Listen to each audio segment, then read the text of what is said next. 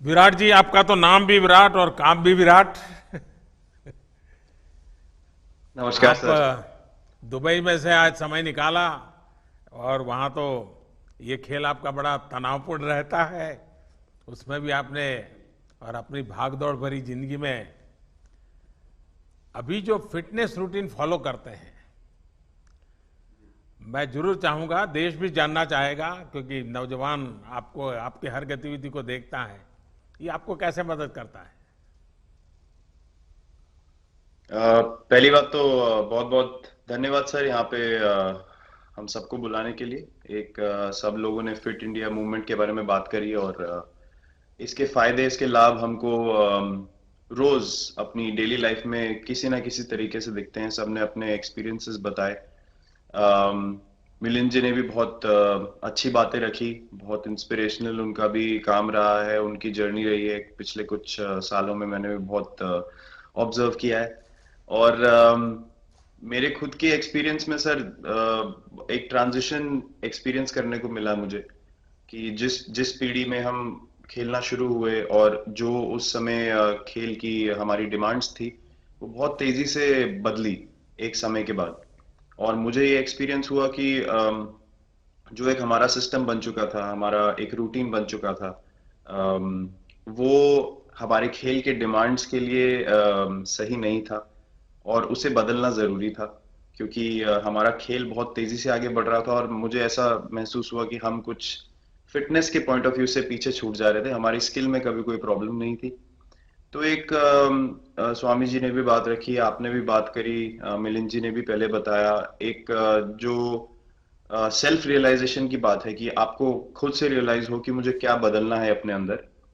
तो मुझे वो एक समय पे खुद भी एक्सपीरियंस हुआ कि नहीं, फिटनेस जो है वो प्रायोरिटी होनी चाहिए। और अगर मैं आपको ऑनेस्टली बताऊं तो पहले खेल को अच्छा करने के लिए फिटनेस मैंने शुरू करी, लेकिन आज अगर प्रैक्टिस मिस भी हो जाए तो मुझे इतना खराब नहीं लगता। लेकिन अगर फिटनेस सेशन मेरा मिस हो जाए या एक्टिविटी मिस हो जाए तो मुझे ज्यादा खराब लगता है। तो इसके फायदे जो हैं तो सर वो सबसे पहले आपको ये जो नया मंत्र जगा, तो दिल्ली के छोले भटूरे का ही बहुत भुगतान हुआ होगा। बहुत ज्यादा सर। मतलब जो अभी हमने थोड़ी देर पहले बात करी कि हमारा जो नेटिव डाइट है, एक जिस रीजन से हम आते हैं उसका जो हम वो खाते हैं, उससे मैंने कभी एक्सपीरियंस नहीं किया कि हेल्थ इश्यूज हुए हो या किसी को कोई बीमारियों का सामना करना पड़ा हो। मेरी खुद के एक्सपीरियंस में मेरी नानी, मैंने बहुत समय तक देखा, इतनी ज्यादा उम्र में भी उनकी हेल्थ हमेशा ठीक रही। हमेशा उन्होंने घर का सिंपल खाना खाया। तो मैं जब पला बड़ा तो शहरी खाना, मतलब बहुत ज्यादा बाहर का खाना होता था। खेलने कूदने जाते थे तो आते जाते बहुत सारी चीजें ऐसी खा ली कि जो हेल्थ पॉइंट ऑफ व्यू से अच्छी नहीं है। तो डाइट का भी एक बहुत बड़ा कंट्रीब्यूशन था, जो डिसिप्लिन नहीं था। तो वो फिटनेस, फिजिकल फिटनेस और डाइट दोनों चेंज करना पड़ा सर। उस उसकी वजह से ही चेंजेस आने शुरू हुए। और मैं इस चीज से इसलिए रिलेट कर पाता हूँ क्योंकि जैसे हमारे खेल में चेंजेस आए, आज की लाइफ की भी डिमांड्स बहुत ज्यादा हो गई हैं, बहुत हेक्टिक हो गई है लाइफ।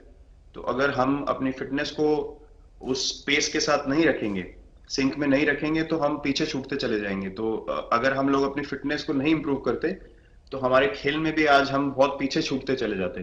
क्योंकि आप सिर्फ अपनी स्किल पे डिपेंड नहीं कर सकते। आपका जो मेंटल स्ट्रेंथ है, वो आपका शरीर कितना तंदुरुस्त है और आपका दिमाग कितना तंदुरुस्त है, उस दोनों का एक कॉम्बिनेशन साथ में चलता है। तो अगर मेरा शरीर सपोर्ट नहीं कर रहा है जो मेरा दिमाग सोच रहा है, तो मैं जो करना चाहता हूँ मैं नहीं कर पाऊंगा।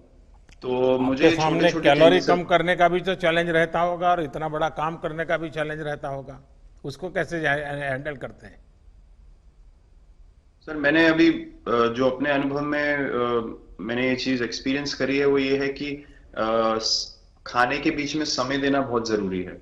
हम लोग बहुत बार खाते हैं और फिर बड़ी मील के बाद वो छोटा पोटा खाते चले जाते हैं पूरा दिन। तो वो जो हमारा सिस्टम है, उसको कहीं प्रोसेस करने का मौका ही नहीं मिलता खाने को, और रात तक हम खाते चले जाते हैं। तो मैं जब छोटा भी था तो 11:30 12 बजे डिनर हो रहा है, उसके बाद मीठा खा के एकदम सो गए। कुछ एक्टिविटी नहीं, कुछ उसके बाद वॉक नहीं। तो आई थिंक ये छोटी छोटी चीजें जो है जो बहुत मैटर करती हैं कि आप अपने अंदर के सिस्टम को भी कितना समय दे रहे हैं उस खाने को प्रोसेस करने के लिए जो आप खा रहे हैं। अ, तो उसके लिए अवेयरनेस बहुत जरूरी है कि आप किस वजह से कर रहे हैं। आप अपने आप को ओवरऑल फिट रखने के लिए कर रहे हैं, या फिर सिर्फ वेट लॉस के लिए कर रहे हैं, जैसे अभी रुजुता जी ने बोला। तो प्रायोरिटी बहुत जरूरी है अपने दिमाग में कि आप, आपकी इंटेंशन ठीक होनी चाहिए, फिर अकॉर्डिंगली आपके रिजल्ट्स भी वैसे ही आएंगे बाहर। मैंने सुना है कि इन दिनों टीम के लिए एक योयो टेस्ट हो रहा है। क्या ये कैप्टन को भी ये योयो टेस्ट करवाना पड़ता है कि आपको छुट्टी होती है? और योयो टेस्ट होता क्या है? क्या क्या क्या करना पड़ता है? सर, टेस्ट ये बहुत जरूरी था फिटनेस पॉइंट ऑफ व्यू से। अगर आप ग्लोबल फिटनेस लेवल्स की बात करें तो बाकी टीमों से हमारा लेवल अभी भी कम है, और हम चाहते हैं कि वो लेवल हम ऊपर लेके जाएं। जो एक बेसिक रिक्वायरमेंट है आज की डेट में, हम लोग फोकस करते हैं कि जैसे T20 मैच हो गया या वनडे मैच हो गया, वो एक दिन में खत्म हो जाता है। लेकिन अगर हम टेस्ट मैच की बात करें जो 5 दिन आपको खेलना है, हर शाम को आपको वापस जाना है, अगले दिन फ्रेश आना है, तो उस पॉइंट ऑफ व्यू से ये फिटनेस जो स्टैंडर्ड था वो बहुत जरूरी था। और मैं सबसे पहले मैं ही जाके भागता हूँ, और ये कंडीशन है कि अगर मैं भी फेल हो जाऊंगा तो सिलेक्शन के लिए मैं भी अवेलेबल नहीं हूँ। तो आई थिंक ये सिस्टम और ये कल्चर सेट करना बहुत जरूरी होता है। और उससे क्या होता है सर, ओवरऑल एक जो फिटनेस लेवल है टीम का बढ़ेगा। जैसे टेस्ट क्रिकेट में हमारा बहुत बार होता है कि आप थके हुए हैं, तीसरे दिन आके आपको, जैसे हमारे फास्ट बॉलर्स हैं आज की डेट में, वो दुनिया में सबसे ऊपर है, तो उनको अगर दूसरे तीसरे चौथे दिन आके वो एफर्ट डालना है फील्ड पे, तो वो डाल सकते हैं। पहले क्या होता था, स्किल हमारे पास हमेशा से रही है, लेकिन शायद जो मैंने आपको बोला, वो ट्रांजिशन मैंने जो एक्सपीरियंस किया, हम लोग वो जरूरी समय जो आता है जहाँ पे शरीर थक जाता है और टीम को आपकी जरूरत है, वहां पे परफॉर्मेंस जो है हमारी डिप हो जाती थी और दूसरी टीम जीत जाती थी।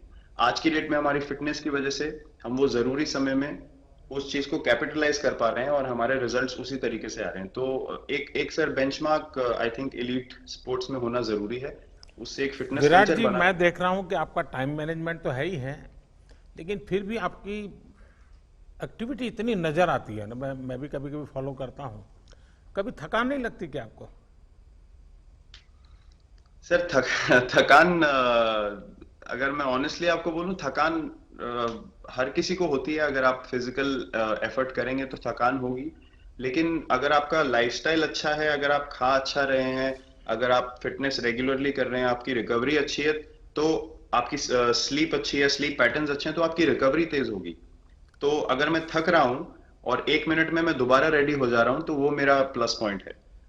तो आई थिंक वो मैंने एक चीज एक्सपीरियंस करी जो बहुत जरूरी हो जाती है। आपका ओवरऑल लाइफस्टाइल कैसा है उसके ऊपर बहुत डिपेंड करता है।